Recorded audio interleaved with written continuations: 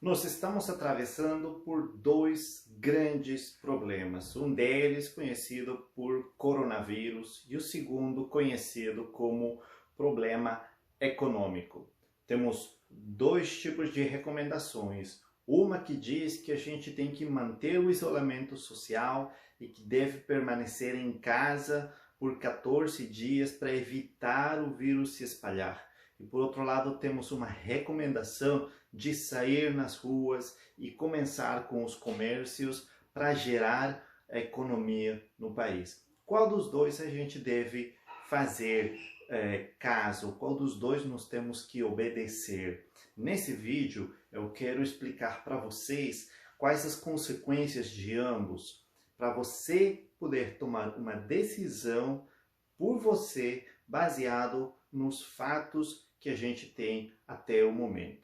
Eu sou o Dr. Edson Denis e me acompanha nesse vídeo aqui. Coronavírus, uma coisa importante que é necessário que vocês saibam sobre o coronavírus é que é um vírus que se espalha quando a população está em movimento. Se a população estiver quieta em um lugar, o vírus não vai se espalhar. E se não se espalhar, logicamente, vamos ter menos casos de infecção por coronavírus. No momento em que a população começa a circular, começa a existir comércios, começa a existir movimento e grandes aglomerações de pessoas, o vírus também começa a circular e começa a se espalhar. Agora, a medida de isolamento social, ela é válida?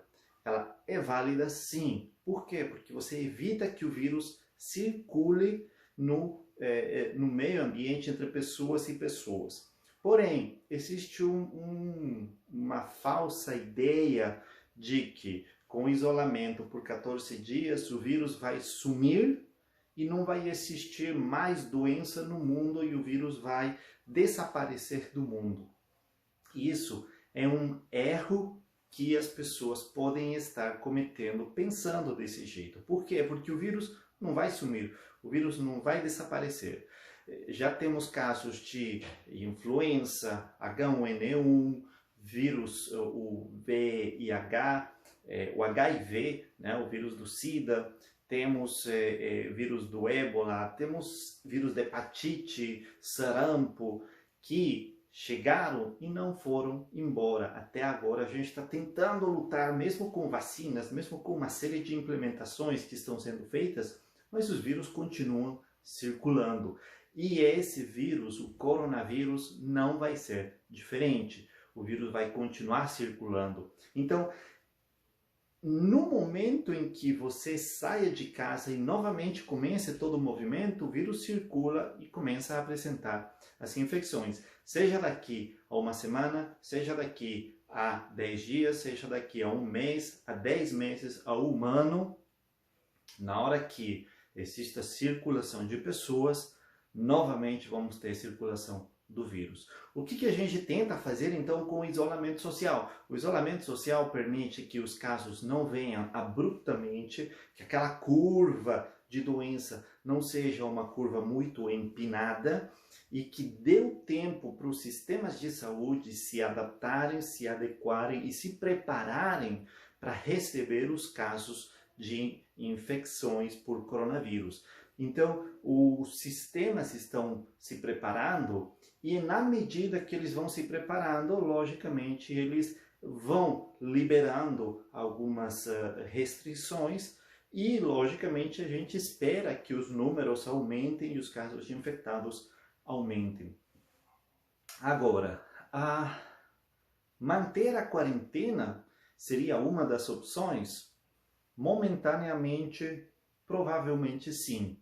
Mas manter uma quarentena por muito tempo, pensa bem, tem pessoas que vivem do dia a dia. O pedreiro, o auxiliar de pedreiro, que ele ganha por dia. Imagina como que ele está na casa nesse momento, sem poder sair, sem poder trabalhar, com todas essas restrições, e ele não tem de onde pegar a comida, já está com escassez, as economias, a poupança, tudo isso vai acabando. Então a economia é também um monstro gigante que pode levar a um grande problema. Portanto, vamos liberar para todo mundo sair novamente nas ruas, caminhar e voltar na vida normal? Também não é a solução. Eu acho que as pessoas têm que entender uma coisa e uma mensagem importante que o vírus deixou para nós. E que se a gente conseguir manter uma certa educação, se a gente conseguir ter uns limites para certas atividades que vamos realizar, a gente consegue sim conviver com o vírus sem ter uma grande quantidade de doentes. Como? Por exemplo, você tem que abrir a tua loja, vai lá e abre a tua loja. Você poderia abrir a loja, mas faz uma restrição do número de pessoas que vai ingressar na tua loja. E coloca um álcool gel na porta, pede, se uma pessoa estiver com sintomas gripais, você pode pedir para ela utilizar uma máscara cirúrgica para poder ingressar na tua loja. Evita aglomerações, nos mercados do mesmo jeito.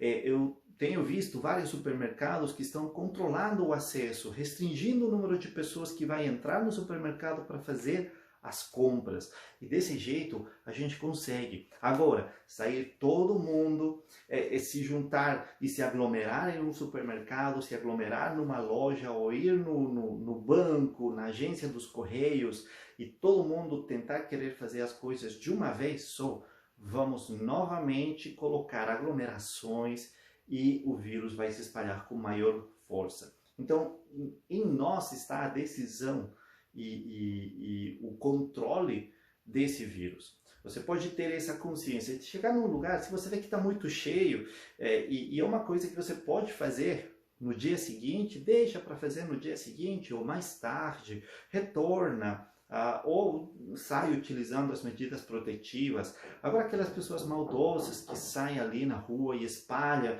e começam a colocar secreções por todos os lados, ou espirrar, tossir, sem ter aquele cuidado de cobrir a boca, isso é um grande erro que podem estar cometendo. Então, qual a mensagem importante de tudo isto? Dá para sair do isolamento social? Dá para sair da quarentena? Dá, porque isso traz também uns efeitos benéficos em relação à doença. Pessoas jovens, pessoas trabalhadoras, jovens, que a gente sabe que pode contrair uma infecção, mas de uma forma leve, sem ser um caso grave, pessoas que não tenham doenças de base, hipertensos, diabéticos, imunodeprimidos, esse tipo de pessoas que têm doenças de base precisam de isolamento, mas aquelas outras que podem trabalhar, elas podem sair com todas essas recomendações, com todos os cuidados, para a economia do país começar a funcionar novamente e sempre com as recomendações. E o que vai acontecer com essas pessoas? Provavelmente elas vão contrair, vão entrar em contato com o vírus, mas o seu organismo vai criar as defensas contra o coronavírus. E essas defensas que essa pessoa tem contra o coronavírus evita que no futuro ele tenha uma infecção grave por coronavírus. É o que acontece com o dengue, por exemplo. Quando você pega dengue, você pegou uma vez, o teu organismo cria imunidade e posteriormente é difícil você pegar o mesmo tipo de dengue. Você pega dengue de outra espécie, entendendo? Vacinas exatamente igual, são assim como funcionam as vacinas. As vacinas ingressam no organismo, fazem com que o organismo crie defensas para se proteger, para quando entrar novamente em contato com aquele vírus do sarampo, por exemplo, o organismo esteja preparado e consiga reter a infecção sem chegar a problemas maiores. Então, o que a gente espera com essa exposição que a população jovem possa ter com o vírus é que eles criem as defensas para evitar que tenham problemas maiores lá na frente. Com as crianças está acontecendo a mesma coisa. Lógico, a gente tem que ter muito cuidado, porque ninguém quer que um familiar seja exposto a uma doença com as possibilidades de morrer. Ninguém quer isso. Eu estou vendo um vídeo ali. Você escolheria quanto que é o número razoável para você de mortes por alguma doença?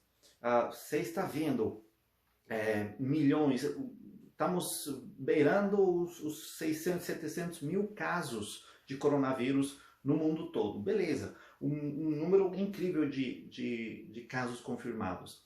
Qual seria o número razoável para você de mortes por coronavírus?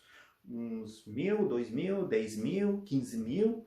Beleza, você pode ter a tua opinião. Mas se eu colocar a tua família, pegar toda a tua família e colocar num canto e te falar qual seria o número razoável de mortes naquela população, naquele grupo de pessoas. Quantas pessoas você acha que seria o número razoável para morrer?